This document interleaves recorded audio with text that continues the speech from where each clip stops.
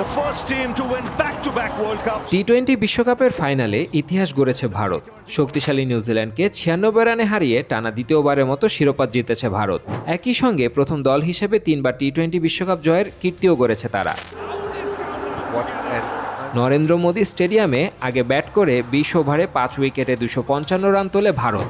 দুর্দান্ত ব্যাটিং করেন সঞ্জু স্যামসন, যিনি খেলেন 89 রানের ঝড়ো ইনিংস।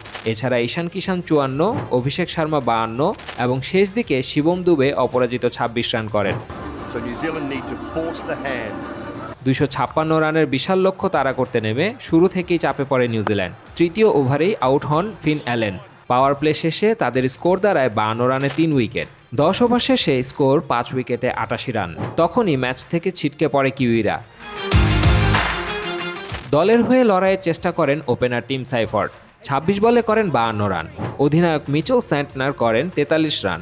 তবে শেষ পর্যন্ত 19 ওভারে 159 রানেই অল আউট হয়ে যায় নিউজিল্যান্ড।